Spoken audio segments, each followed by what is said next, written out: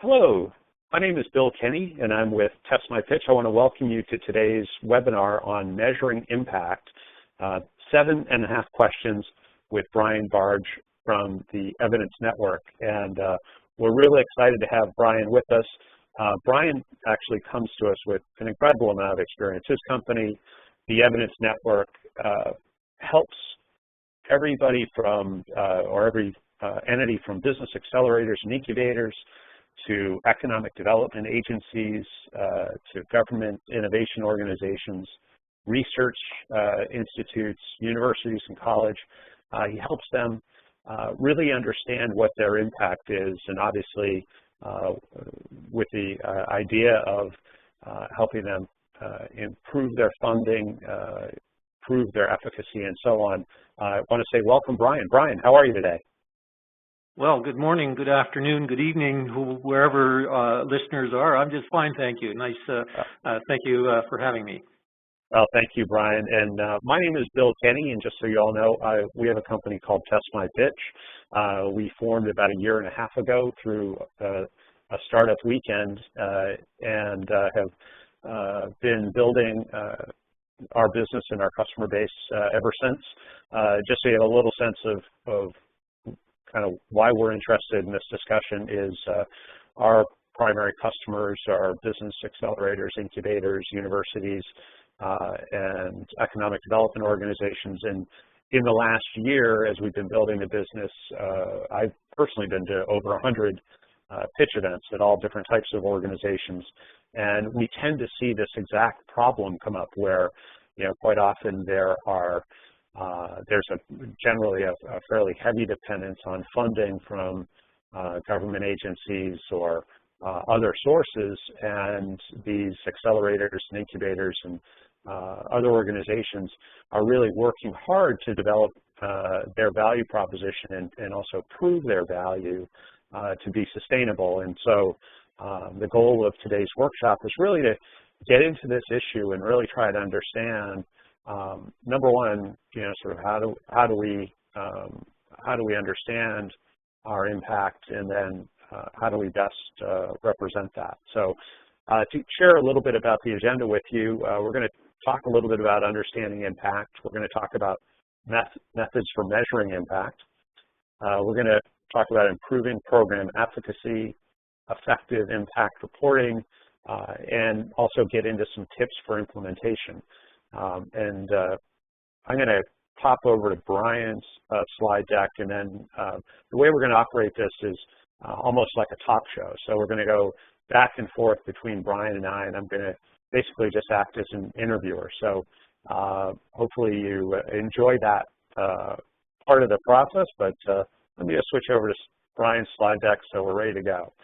So Brian, let me kind of start off with kind of a general question here, and that is, when you look at measuring impact, why is having robust evidence of impact essential for organizations in terms of continuing or being sustainable? Well, Bill, the whole idea about having robust or reliable measurements of impact means that incubators and accelerators can benefit from such measurements if they in fact have them. And I guess when the fact that you asked me the question, it kind of suggests that there's evidence that there are uses of impact that aren't robust, and so I guess the benefits accrue in many ways. Let me, if I can just elaborate a little bit. If you were to run ahead to slide 7 in that deck I provided you, I could give you Sure. A little sense of this, and maybe, yeah, just stop at that slide, the one called Avoid This, back up one. Yep, there you go.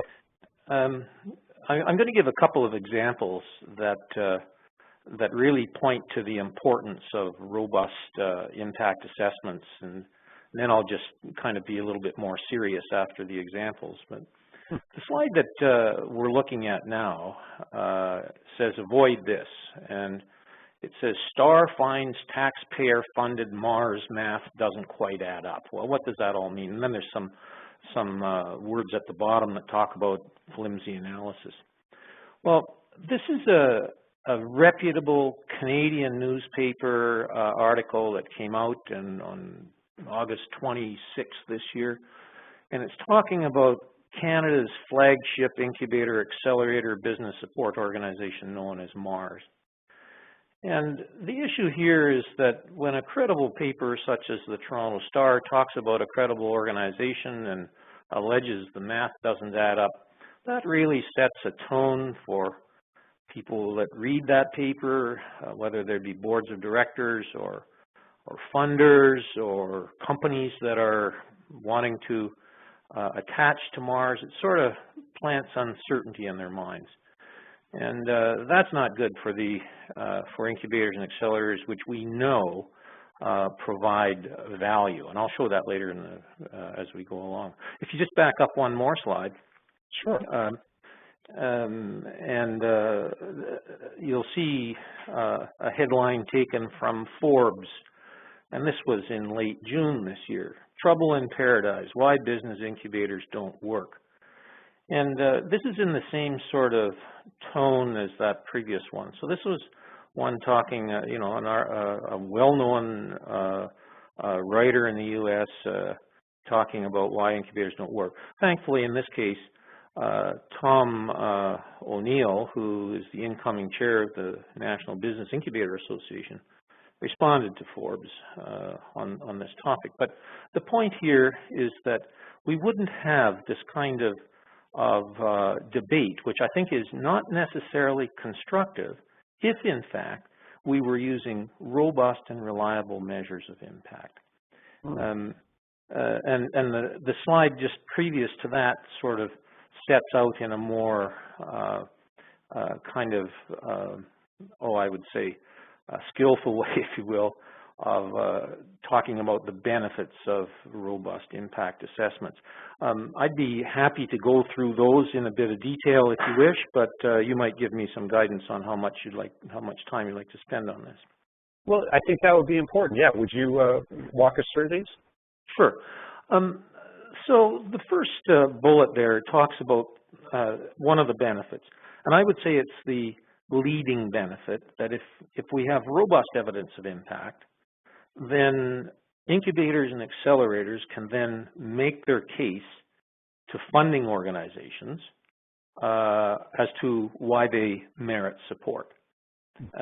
As well, if incubators, accelerators have good evidence of impact and how that impact is achieved, well, they can decide on, they can make better decisions on how they would actually spend money. For example, whether they spend money on training, or whether it's on, say, enhancing their facilities, getting wet labs or dry labs, or enhancing mentoring and so on. So good evidence really does impact funding and business operations. The second bullet kind of relates to that, whereby if organizations know how they're achieving impact, then they can actually make adjustments so as to increase their impact. And it follows that if incubators and accelerators have great impact, then they're able to attract the best companies. I mean, think of it through a company's point of view. If they're looking at signing up for an incubator and they have choices, they're going to choose where they can get the greatest bang for the buck, so to speak. Well, isn't that somewhat analogous? I'm sorry to interrupt, but isn't that somewhat analogous to how athletes choose what college to go to? They want to be around coaches that will help them maximize their capabilities as an athlete. No? Great point. Similar, I suppose, for students selecting a university. You know, yep. If they're going to get greater impact made on them by those, whether it's an incubator, accelerator, or university, or a sports initiative, they're going to select that. Mm-hmm. The other bullets on that slide, the whole business of being accountable is important to funders, boards of directors, advisory committees, and so on. The idea about being able to report, not kind of waving hands as is often done, but using reliable assessments of impact. The latter two bullets there, I just want to make the point that virtually every funder wants to know some relationship to the impact on the economy, and good metrics are going to be able to provide that, and as well be able to provide information in terms of communicating to the many stakeholders that these kinds of organizations have. Mm-hmm. So how do you, while we're on this topic, how do you determine sort of what elements would go into an assessment? What are the, are there key drivers that you would look to measure in order to come up with a robust assessment in this term? Well, I guess to be blunt about it, what's really needed is a sound methodology. Mm-hmm. I don't know how many organizations decide that they're going to assess impact, and they gather knowledgeable, capable people around the table without a sort of a methodology at hand, and start throwing metrics. We should measure this, we should measure that, and I call that metrics mania. You end up with a bag of metrics that serve the individuals around the table, but they don't necessarily serve the organization because they're not coming from from methods that are known to be reliable. They're just collecting information for the purposes of collecting it, and without kind of knowledge of the methods. So we tend to advocate the idea of sound, substantive methods, and that's a first step to get to quote unquote the metrics. If you were to run ahead to slide 8, I could kind of elaborate on that a bit. Yeah, that one. Yep. Here's it kind of links to that earlier point I was making about economic impact. If you look at the first example, and we call this impact by association. And these are reputable, credible organizations that make statements in the interests of representing data that they're dealing with. The statements aren't necessarily correct, they're just misleading. Let me give an example.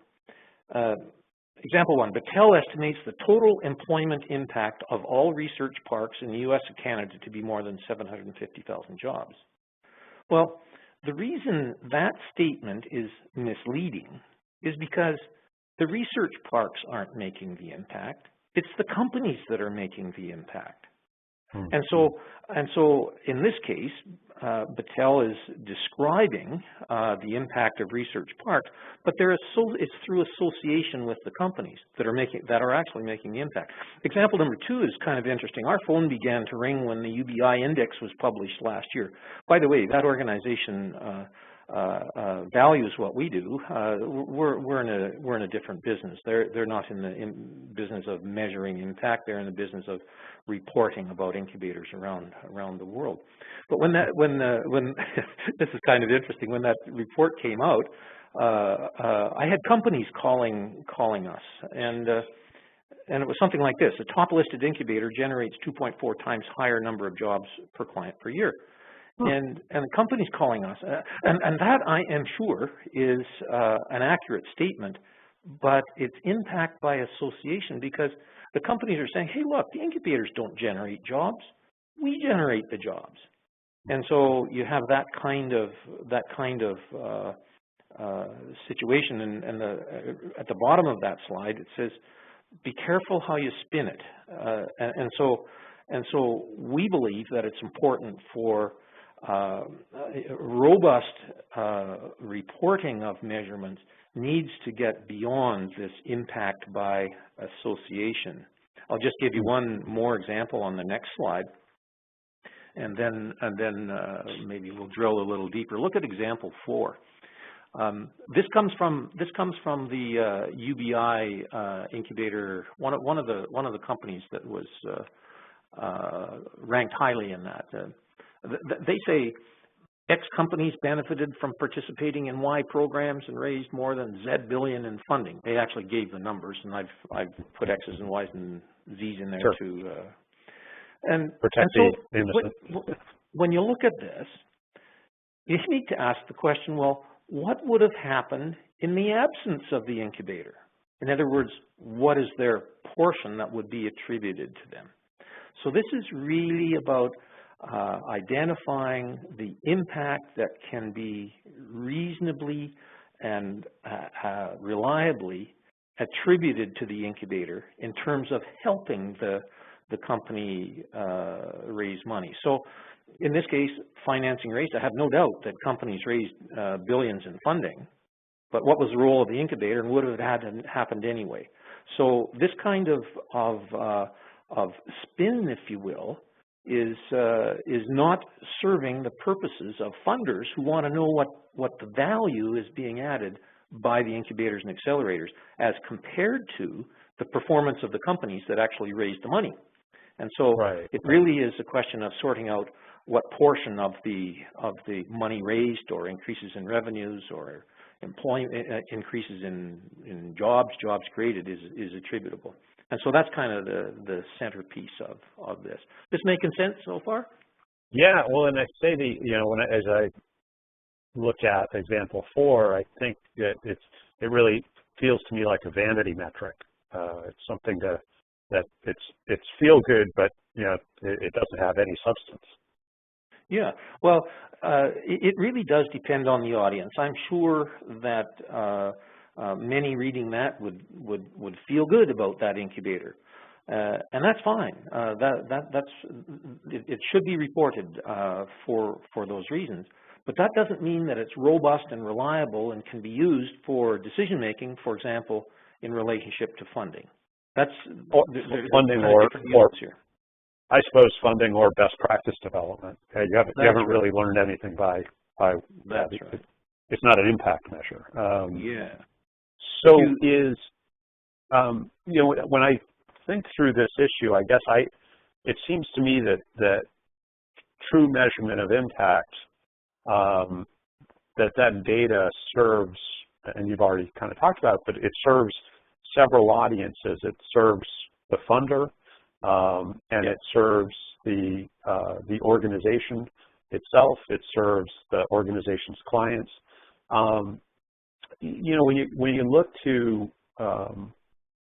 I guess, assemble the data, is there one of those audiences that you would say you really align first to, and then build sort of everything else from that, or how do you kind of go through that process? Because I guess, is there a primary client, if you will, that those surveys are aligned to? Well, that's kind of a difficult question. I guess our first view is that a reliable method needs to serve all of the stakeholders. Sure. Now, that being said, what we find in our practice is that the key stakeholders are actually the organization itself, including its board of directors or advisors or whatever that may be, and those who are providing funding. Mm-hmm. Now, having said that, it may be that the most important of all are the companies that are being served. So in fact, those three constituencies, I would argue, are the most important. And for example, funders can use reliable impact assessments to gauge whether or not they would want to, if they have choices and they're funding many different entities, then reliable impact assessment should be used to determine which ones they would fund going forward. Or on the other hand, organizations themselves, if they have reliable impact assessments, they can make proposals to funding agencies to better their own interests. Hmm. That makes sense. You mentioned earlier about best practices. I think listeners would be interested in the next slide that I created. This is really the I would say the most important thing, other than reporting data. The most important thing to think about as incubators, accelerators, or others look to develop an impact assessment strategy. And shall I spend a few minutes talking about this? Yeah, that'd be great. The methods. You can see that we're very method centric, and without good methods, you just don't get reliable results. And so that's why this is an important slide. I'll just mention and make the point that on the vertical axis, you see it says reliability of impact results. And on the horizontal axis, it says data requirements. What all of that means is that if you have really easy data to get, and this is, you know, getting a company's revenues or getting employment from a company or that sort of thing, you can get that very easily. And if you've been working with that company, an incubator, accelerator, then you can get to this impact by association stuff, which I was belittling a little earlier. But on the other hand, if you want to have really reliable results, the data requirements are onerous. And you get all the way up to, on that slide, which is called experimental methods. And so let me describe what that is, and then kind of home in on what various options are if people are interested in this. Experimental methods are really what are known as randomized control trials, where, let's say, a company would be selected randomly as to whether they would be able to enter an incubator. Well, this hasn't happened and isn't going to happen. So this whole business of randomized control trials, which are used in, for example, to determine the efficacy of drugs, for example, just hasn't and isn't being used and can't be readily used in the innovation space, if you will. And so then what are the options? The options are, if you can't, and by the way, our Vice President of Research has participated in international expert panels on this subject. And there's only been one of these, let's say, most reliable experimental method work done according to them. And these were expert panels in the last couple of years. So then you go down to scale down a little bit to quasi-experimental methods, and they suffer essentially from the same issue of what we call in the business being able to distinguish whether or not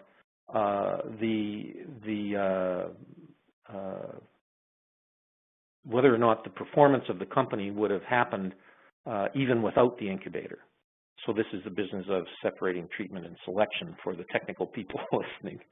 So then if you go all the way to the other end, you got economic impact analysis, which have nothing to do with attribution that we were talking about earlier. In fact, economic impact analysis is at the bottom of the scale here, because very often the analyses are represented in terms of what's called output, and what that means is the total number of companies and industries benefiting from expenditures made by companies in an incubator. And to make it simple, there's often double counting that's associated with economic impact analyses, and there's no attribution. So when we saw this, and the basis of the evidence network, and I'm not intending to make this a commercial, but we saw the opportunity to build a methodology that had the benefits of the most reliable quasi-experimental methods and so on, and was able to perform at a higher level than normal economic impact analysis. So what listeners might consider is the method and reliability and focus on getting the right data to serve their interests. That makes sense. You know, it's interesting, as you were talking about this, it actually made me think of a friend of mine who is, for lack of a better term, he's a futurist. He studies demography, and quite often through his work, where a politician might take credit for reducing crime, as an example, through my friend's work, he's actually able to prove that that reduction in crime has a lot more to do with the fact that there are less people at this current time in the population range that commit crime. And so to your point about the association of sort of cause and effect, the attribute of having more jobs or more companies hiring people may have more to do with other factors than policy. I think is kind of what you're talking about. And, that's a great comparison. Crime may have gone down anyway, and the idea is to determine, let's say in the case of that politician, the government's role in helping it to go down. No doubt the government helped it to go down. The question is what portion can be attributed to the government, and so that's the issue at hand. Well, certainly if you're concerned about spending money well or best practicing and creating better process, you have to get to that answer. I should say that in the go ahead. Sorry. Oh no, that's go ahead. I was just going to say that in the case of the most reliable approaches, the experimental and quasi-experimental methods, if they were used, and they're typically only used by academics that can get their hands on special data sets, you would be comparing then the revenue performance of companies that were in incubators to the revenue performance of companies that were not in incubators, say. And in order to do that, it takes sort of 5 to 10 years of data, and then the other constraints, having matched samples or randomized selection and so on. So the ability to use those high-performing methods that are, say, more commonly used in the medical space, it's just not possible without a lot of money and a lot of time. And so then the idea of being able to identify attribution right away at lower cost is the focus of of our work. And so what we do is we ask the companies who are in the best position to identify the impact of the incubator or accelerator on them and get the attributed impact directly from the company CEOs. And so that's if you will, the next best, and it gets the attributed impact and overcomes the shortcomings of, say, economic impact analysis and other reporting of revenues that is more along the lines of impact by association. Sure, that makes sense. In a moment, I'd like to get to talking about the reporting side and sort of implementation. Sure. But before we do, I'm wondering if there's an example of sort of where you've seen the process work really well. In other words, you walked into a situation where maybe there was a sort of a lack of understanding of impact and sort of what that was causing in that organization, and then where you were able to get them to a place where there was much better, more reliable data and therefore better conclusions, and sort of the outcomes that caused by sort of getting to a place where impacts, the understanding of impact was much more reliable. Is there a good case study that you'd like to share about that? I have some in the same slide deck. I have some examples, and that kind of gets into the whole business of effective reporting. The slide that you just went by, that one, how do incubators impact companies? That's just kind of a little precursor. Really, what matters in a good methodology, especially for incubators and accelerators that are helping companies innovate, if you will. There's a really important feature that needs to be considered. If you think of an incubator accelerator with a mission, probably to increase company performance, but what they really do is provide services to help companies improve their capabilities to perform. You know, they help companies with mentoring or access to facilities or training and those kind of things. And then it's that improved capabilities within the companies that then give them the ability to perform more highly. So I just wanted to quickly touch on that because that's central to a couple of the ways of reporting that I'll just mention. If you scroll ahead a couple of slides, I'll give you an example. This one, back up one. No, back up a couple more. I think you went. One more. Okay. There we go. This is the impact on company capabilities that I was just talking about. And think of it now. Here's a small incubator accelerator. It's a really small incubator accelerator, and what was going on was that certain services were being provided, access to facilities and mentors and coaching, training, and all of that kind of thing.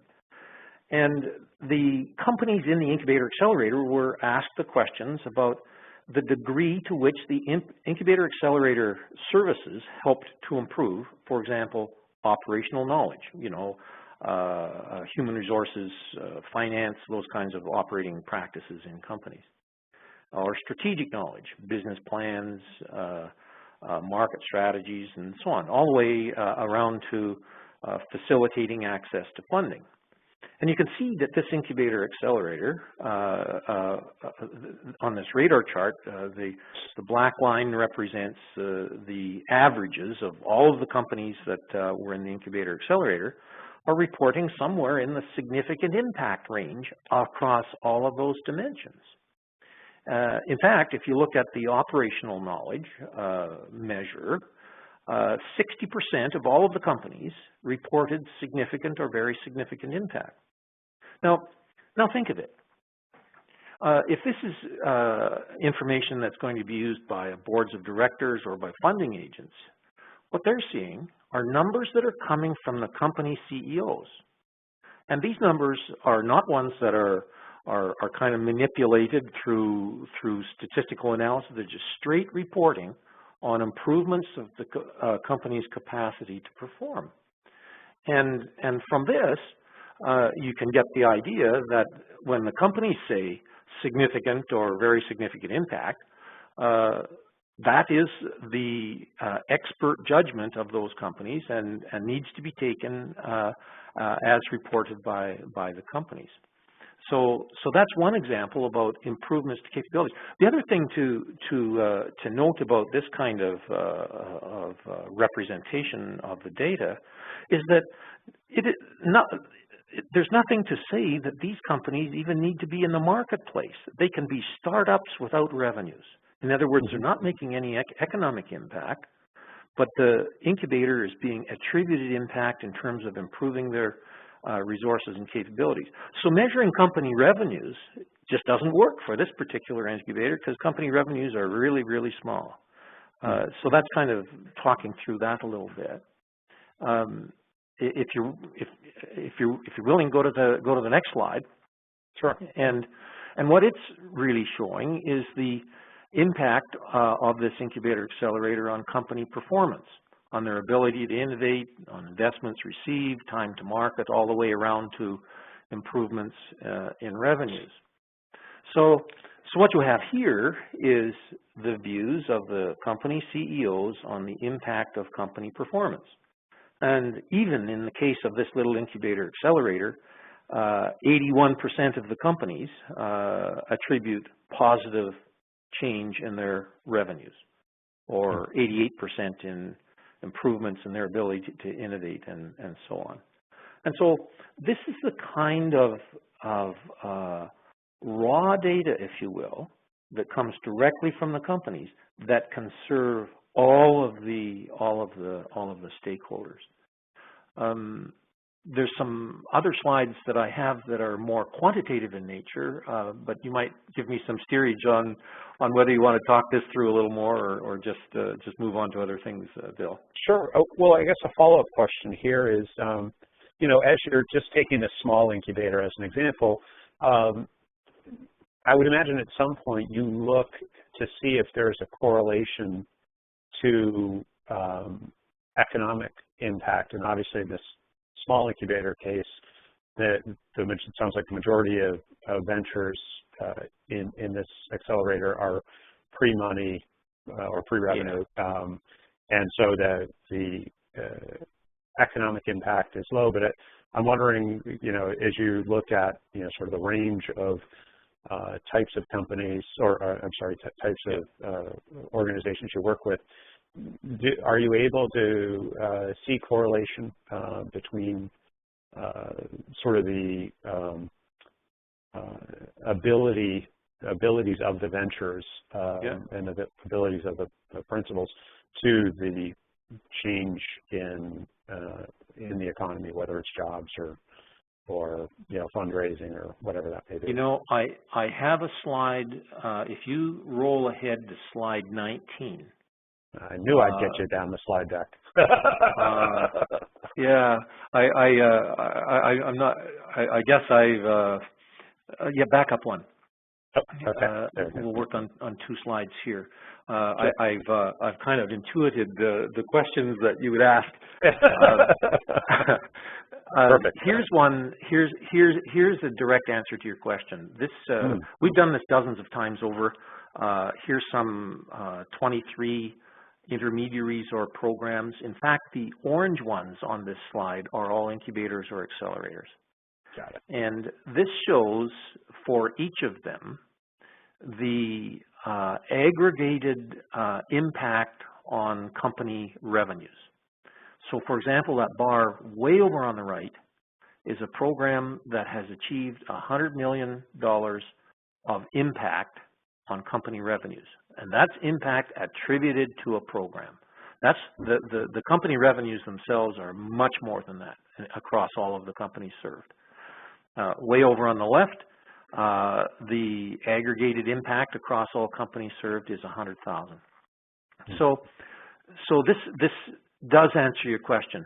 The idea about getting the impact that's attributed to the incubators, accelerators, and then there's some other programs, can be assembled on a chart like this. And it really isn't that some are lower and some are higher. What's important here is to figure out why some are lower and some are higher. And we're able to do that, and good methods are going to be able to determine how to increase impact once it's known. If you have a reliable method, then you can see inside the data and figure out how to increase impact. And so this is the kind of data that really does connect directly to economic impact. And the little note there, it says this is the meaningful, reliable data to feed into economic impact estimators. That gets in the whole world of direct impact and indirect impact and induced impact and that kind of thing that economic impact professionals deal with. So the next slide is kind of almost a bit of a summary of what we've been talking about and what your question pertains to. In this slide, the left-hand side is talking about the companies. And this is one of the companies that we've worked with. And or one of the incubator accelerators that we've worked with that have fast-growing companies attached to it. So in just 1 year, what that diagram is saying on the left-hand side, the revenue growth of all of the companies combined was $178.5 million. And the investments they received was $150 million, and they created 600 jobs. But the amount that's attributed to the incubator itself is on the right-hand side, much smaller, 9 million, 8 million, and 58 jobs. And so the numbers on the right, while not nearly as large, are ones that represent the impact attributed, and they're not talking about impact by association. For example, this particular accelerator could say, we spurred the growth of 178.5 million in company revenues, and that's an accurate statement. But the question is, to what degree did they spur that growth? And it's 9 million. Mm-hmm. And so what our view is that both of these sides needs to be represented to boards of directors and funders and others, so that it gives a fuller picture of the entire organization. One last little point on this. The numbers on the right then bring this organization closer to understanding its cost benefit. For example, did the organization in that year have investment in it less than 9.4? If so, then they're creating value. But if they didn't have revenues, if the revenues were greater than 9.4, well then the value that's being created is only in terms of improving the capacity of companies to perform, and is not being manifested yet in the marketplace. So these are some of the factors that come into play here. That makes sense. So this particular example is of an accelerator that is at the point of this survey was a year old. I'm sorry, Bill, I missed the last part of your sentence. This survey represents a accelerator that is 1 year old. No, it represents the revenue growth. No, the accelerators is been around for a very long time. It represents the revenue growth. That was just over 1 year. See, the idea is that in impact assessment, you need to figure out the period over which the impact was made and reported, and so this is just in 1 year. Okay, now I get it. I just wanted to I could make just sure add. Yeah. Yep. I could just add to this. This organization's revenues are something around 5 million a year. So they're attributed 9.4 million impact, and the cost was only 5 million. And so this organization can then say, well, our impact is similar to what you would get, a factor of 2 that you would get through venture capital investment if venture capitalists were looking at it. So you get that kind of thought process going on. Right. Excellent. Cool. So, yeah, go ahead. I was going to say a couple other questions for you. One is, in terms of reporting, certainly this is a great example of what a report might look like, but clearly there's different audiences that you're appealing to. What are some of the things that you want to make sure you include in your report for the different audiences? Well, I can kind of give a summary of sort of various categories. So if you think about this, what we have are incubators or accelerators in this conversation, and we're talking about their impact on companies. So there are some very simple things that need to be reported to all stakeholders in our view. First of all is the characteristics of the companies. When were they formed? How big are they? What industry sector? All that kind of information is useful for everyone to have. And so that's just simply a statement of the current situation with the companies. Then one can expect to see in a good report the performance of the companies. Are they growing? Are their revenues growing? Is their employment growing? Are they attracting investment? Those kinds of things. Are they able to innovate and so on? So company characteristics, and then performance of the companies. Then a third piece that starts to move towards assessment of impact is the intensity of use of the various services that are offered by the incubator accelerator. So for example, if a company is in an incubator accelerator and uses coaching mentoring, or doesn't use training or wet labs, this will make a difference in terms of the impact that is attributed to the incubator accelerator. For example, no services used, you expect to see no impact. And what we find in our work is that the higher the intensity of use of incubator accelerator services, the greater the impact attributed to them.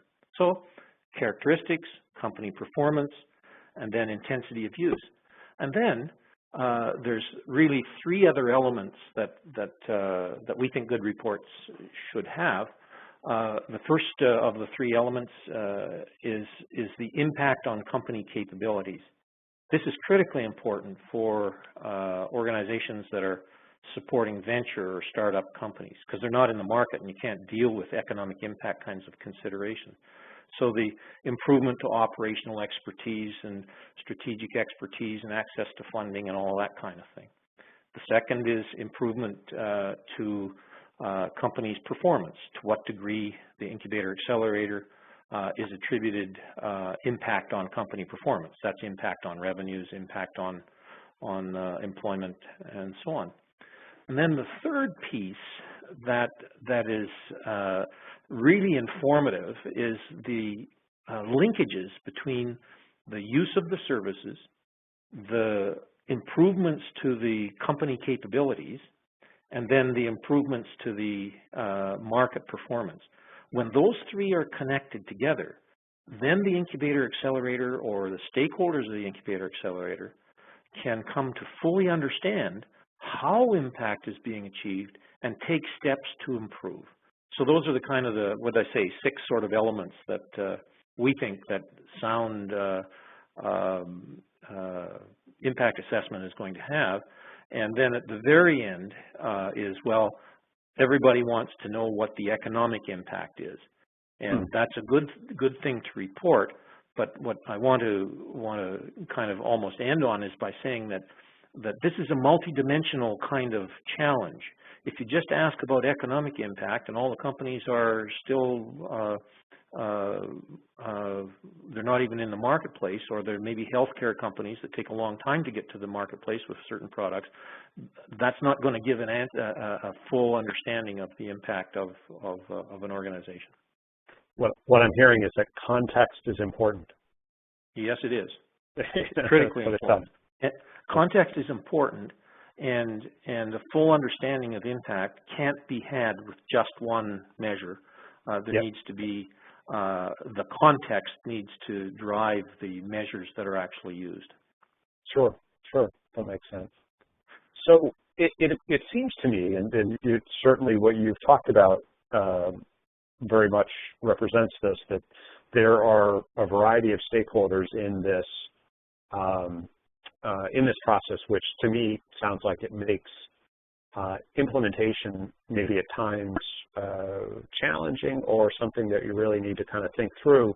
Are there some tips or best practices that you've seen for implementing a process to consistently measure impact? What I kind of would say in response to that question, Bill, is something that we've come to understand over the decade we've been involved in this work and in this thought process, is that impact assessment is really a technical area, and professionals are really essential to do that. It's hard for most organizations, even many sophisticated organizations, to do this on their own. And that's not a plug to hire us. That's just a statement of fact in our view. We think that this is a pretty tough area, and it's important to have people who really deeply understand what the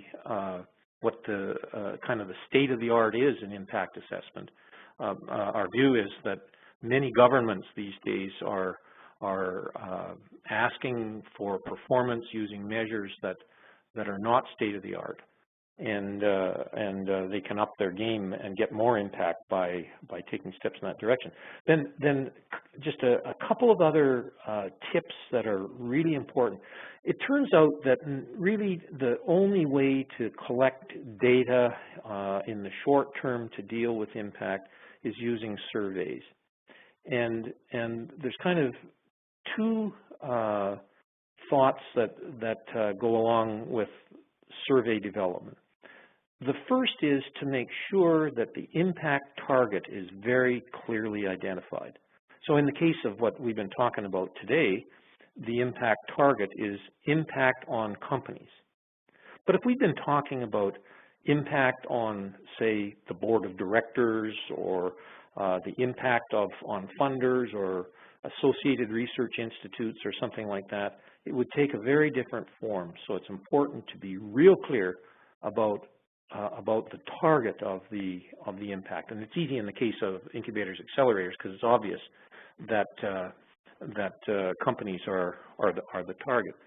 And then the third piece that I think is really critical has to do with the development of surveys that drive out bias, that have no room for value interpretations or opinions. So when you ask a CEO a question about impact, it needs to be asked in a fashion that gives no opportunity for the response to be biased, and steps can be taken. What has been learned and taught in the academic community in terms of proper survey construct is well known and can be used. So those are the three. Treat it seriously is the first one.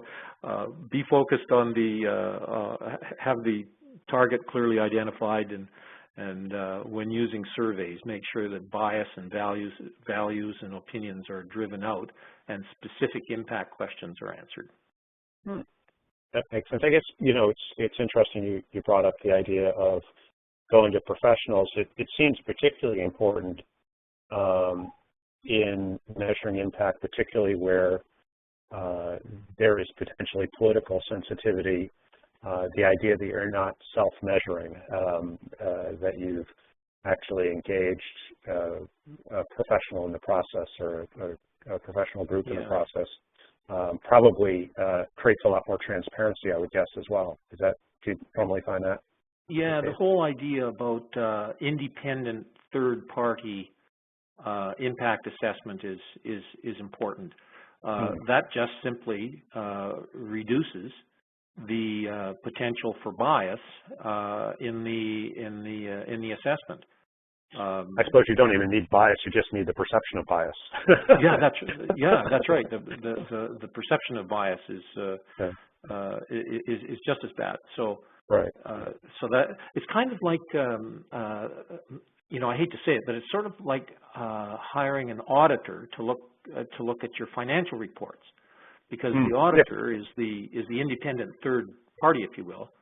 Sure. And while the financial reports may well have been constructed by internal finance people and be perfect in their development, the auditor then removes all possibilities, or intended to remove all possibilities of bias and twisting the numbers.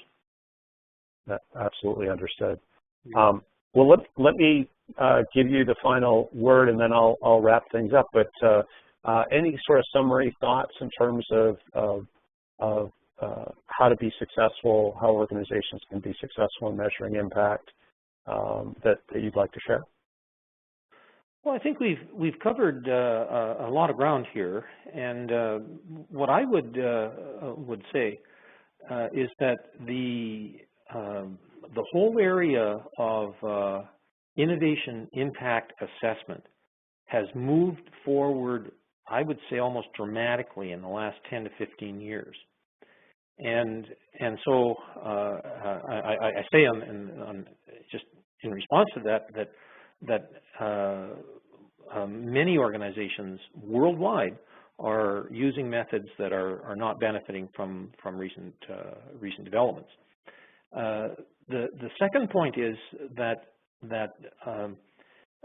this is something that deserves deep thought in terms of the methods that are going to be used so as to ensure that the reliability of the impacts reported is high.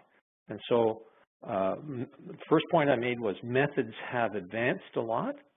Second point is organizations need to learn about and use those new methods.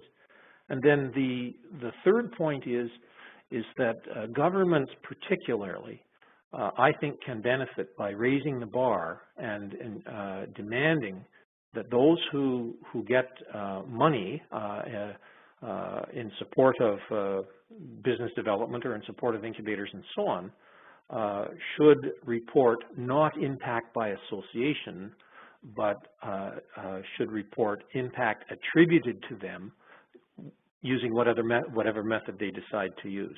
So impact attribution is key in all of this. That's fantastic. Well, thank you so much for joining us, Brian. And let me just pop here back over to the other slides. And what I'd like to do is encourage our audience that certainly if you have questions, more questions on measuring impact, please do not hesitate at all to get a hold of Brian, and I've got his contact info up on the screen. I also have my contact info. We certainly encourage you to be in touch with us. We have had some Q&A that didn't make it onto this part of the program, but really wanted to share this workshop with you, and certainly encourage you to follow up and ask questions that are specific to your situation. But Brian, we so appreciate you being with us today, and certainly hope you'll come back and join us sometime again in the future. Well, thank you very much, Bill. This has been a lot of fun, and I hope that those who have listened in are able to benefit from the discussion we've had.